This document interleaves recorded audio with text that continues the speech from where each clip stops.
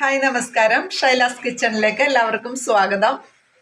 ഞാൻ ഇന്നിവിടെ ചെയ്യാൻ പോകുന്നത് ഒറ്റത്തവണ തീർപ്പാക്കൽ പദ്ധതി എന്ന് പറയുന്ന ഒരു ചപ്പാത്തിയെക്കുറിച്ചാണ്.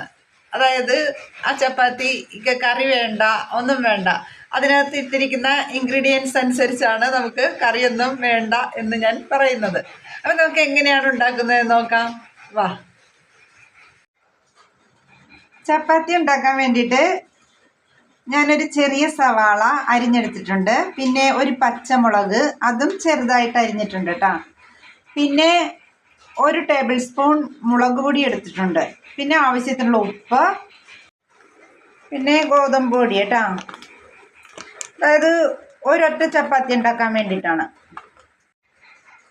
പിന്നെ ഇതിലേക്ക് നമുക്ക് ആവശ്യത്തിനുള്ള വെള്ളം ഒഴിച്ചു കൊടുക്കണം. എല്ലാം കൂടെ നമുക്കൊന്ന് മിക്സ് ചെയ്ത് വെക്കാം. ഇതിനകത്ത് പച്ചമുളകും പിന്നെ മുളക് പൊടിയൊക്കെ ഇട്ടിട്ടുണ്ടല്ലോ. അപ്പോൾ നമുക്ക് ഇത് കഴിക്കുമ്പോൾ കറിയുടെ ആവശ്യമില്ല. പിന്നെ നമുക്ക് ഒരു ചട്ടി അടപ്പത്ത് വെച്ചിട്ട് എണ്ണയും ഒഴിച്ചിട്ട് നമുക്ക് ഈ ചപ്പാത്തി ഉണ്ടാക്കിയെടുക്കാം. ചട്ടിയിൽ എണ്ണ ഒഴിച്ചു കൊടുത്തിട്ടുണ്ട് കേട്ടോ. ഇതൊന്നിട്ട് കൊടുക്കാം. അങ്ങനെ എല്ലാം ഈ ഒരു ചപ്പാത്തിക്കുള്ള പൊടിയായിരുന്നു എടുത്തിരുന്നത്. അത് ചട്ടിയിൽ നല്ലതുപോലെ പരത്തി വെച്ചിട്ടുണ്ട്. കണ്ട, ഈ ഒരൊറ്റ ചപ്പാത്തിക്കുള്ളതാണ് ഞാൻ എടുത്തത്. ഇനിയിപ്പോൾ ഇതൊന്ന് ഒരു വശം മൊരിഞ്ഞ് കഴിയുമ്പോൾ മറുവശം ഒന്ന് നമുക്കൊന്ന് മൊരിച്ചെടുക്കാം. ഒരു വശം നന്നായിട്ട് മൊരിഞ്ഞിട്ടുണ്ട്. ഇനി മറുവശവും കൂടി നമുക്കൊന്ന് മൊരിച്ചെടുക്കാം.